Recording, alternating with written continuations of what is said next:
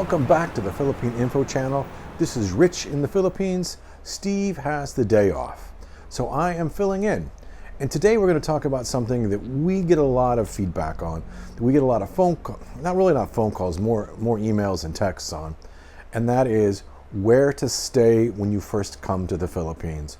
Whether it's your exploration trip or whether it's your second time around and you've decided that, okay, I want to stay in Bohol, or I want to stay in Tagaytay or Iloilo. Exactly where am I going to stay? You've decided on it, but you don't have an apartment yet. And so that's what this episode is about. When I first did my exploratory trip, I was just dabbling my feet, this is a couple of years ago, dabbling my feet into Airbnb. And I got to tell you, I'm so glad I did. So I ended up doing Airbnb for almost 2 months in Tagaytay. And it was super expensive.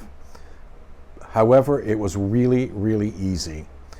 My owners were really nice people. I got to know them. So I've done about maybe 9 or 10 at least Airbnbs since my time here, and even one in America. The one in America, look, America, let's admit it, if you go to a Holiday Inn, a decent one, you're looking at $120, $130 a night, which, I just don't think that's worth it. You check in, they're making the check-ins later and later and check-outs earlier and earlier. So you're paying, $130 for, 20 some hours. Here in the Philippines, in certain areas, you can get an incredible deal on an Airbnb. Now, don't get me wrong, they're still expensive. However, they're very, very much affordable. So I did an Airbnb in Tagaytay for 2 months. I did an Airbnb in Iloilo for maybe about a week and a half and close to the center of town. I did an Airbnb in Cebu, I think for roughly close to 2 weeks. And I've done multiple Airbnbs in Makati and Pasay, and Airbnb in Thailand, several. And I've just found them to be just the answer because there's no commitment. And also, if you make friends with the owners, they can give you recommendations on apartments, but it allows you some breathing room. It allows you some time to really look around. So my Tagaytay, my experience there, I really liked the atmosphere in Tagaytay as far as the weather. That's the big thing that everybody talks about. However, the traffic was horrendous. And I'd be interested to know your experience if you've been there and what you thought about it. It's really a beautiful place. But on the weekends, you might as well just stay up in your condo because all the traffic goes to one way, and it's rightfully so. And crossing the street at any time at many locations in Tagaytay, in my first couple trips, I really had second thoughts about ever driving in the Philippines because of the traffic in both Manila and Tagaytay. In Tagaytay in particular, the traffic was just insane. And what I discovered about that location is that, it's one of the big vacation destinations in Cavite.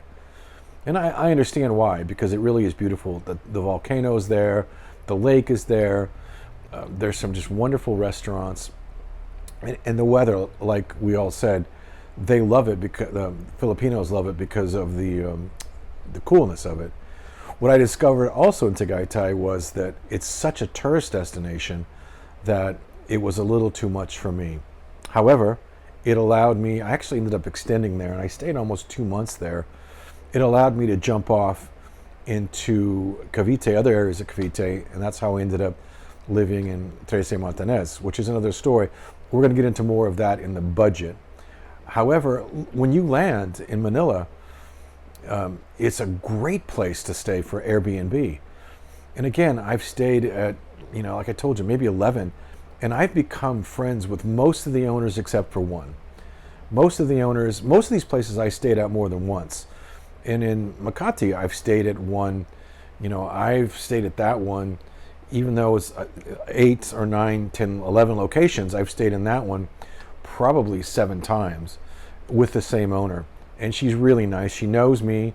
She gives me a good rate. And like I told you, in America, a night in, Austin, a night in New York, a night in San Francisco, a night in Chicago, wherever, any big city, Louisiana, you could literally be looking at $300 a night. And here, especially actually in Thailand, I did an Airbnb where it was literally like $300 or $400 for the whole month, less than $400, and it was at a nice place. And more about that in a different show. Let's say you're leaving though from Manila, you could stay at Pasay or right next to the airport for literally 30 or 40 bucks a night at a nice place. And at some of the locations, if you don't have too much luggage, you could literally walk to the airport across the bridge if you're leaving from that terminal. So I would say that, Airbnb is the way to go. Again, I'd be looking for your feedback. I'd be looking to what's been your experience, or do you still prefer to stay at a hotel?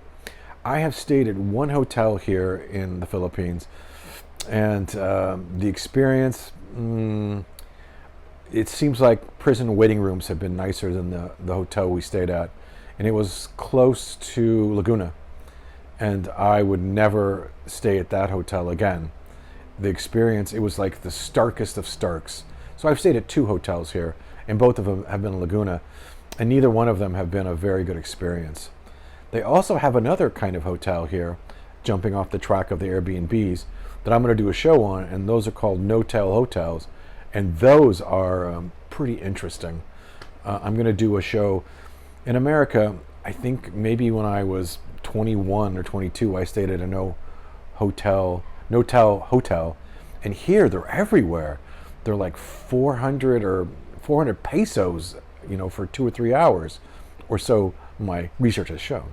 But we'll get into that later because we have a couple really right down the street. Let's get back to Airbnb.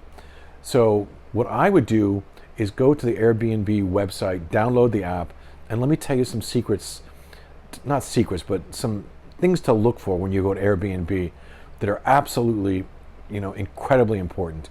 We just had a expat, I won't say get burned, but he had a very bad experience with an Airbnb because he didn't read the fine print. Read the fine print. And that's the cancellation, all the terms of service. The place in Iloilo I stayed at, it was nice enough. It was close to the city. It was in an area that I could explore Iloilo. However, it was kind of dirty. And he had all these signs that said, clean as you go. And I wanted to say, well, why don't you clean as you go? I didn't. I just didn't stay back there. The terms of service that I'm talking about is cancellation. All the places that I become friends with have decent cancellation policies. I like the ones really that you could cancel like 2 days before you go there. If, things happen. I had a whole week in Davao planned and something came up and I didn't end up going there, and it was completely refundable. And that's what I suggest you look for before you come here. If you're going to go to Pasay or whether it's Manila, Makati, wherever you go, look for easy cancellation. And some of them are no. The moment you push the button, you're on the hook. And I don't feel comfortable with that because this is life. Things happen. And some of them will allow you half. The ones that I like allow you to cancel all the way up to, let's say, the week before you get there. That's the ones that I like. That's the ones that you should like too, because it allows you flexibility for emergencies. This expat had something come up. It was a health issue. And so he reached out to the owner, who he didn't know. And so the owner said, sorry, Po, you didn't read the terms of service. I'm no refunds whatsoever for any reason. So he tried to reason with the guy and said, okay, look, how about if I just do that? You have my money. Let's just do it a month later. The guy said, nope, you're on the calendar for this, this days, you're going to pay. He tried to get us to go and us to help him out, but nobody wanted to go to, this is in Bohol. So I hope I'm not giving the guy away because he's a good guy. And, things happen. And if you don't have the experience and if you just don't know, which is what I'm telling you, look at the terms of service. Look at the cancellation. look at, are they going to charge you if you put your clothes out on the railing? We had somebody try to do that to us, and we're like, no, no, no, no, no, no, no. So they said, okay, we're giving you a warning. Next time you put your clothes out, you're going to pay a fine. And the other one to look for too, and I don't like this either, and some of the other expats are okay with it. Even Steve says he's okay with it. I don't like being charged to use the pool. No, if I don't want to pay too much for my muffler. If I'm paying a decent price for an Airbnb with a pool and a gym, it should be included. And that's the other terms and service that I normally look for.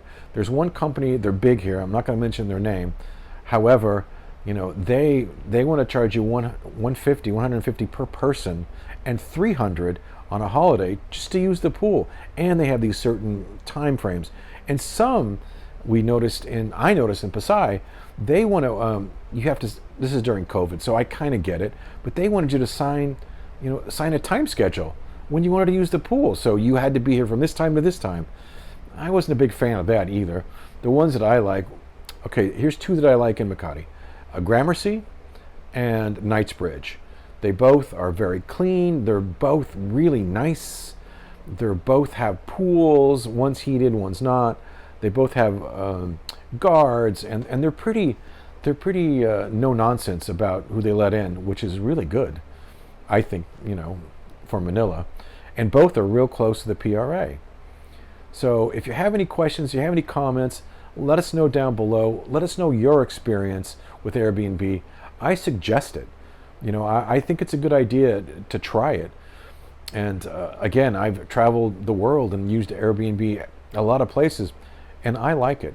This has been Rich in the Philippines. We will see you next time.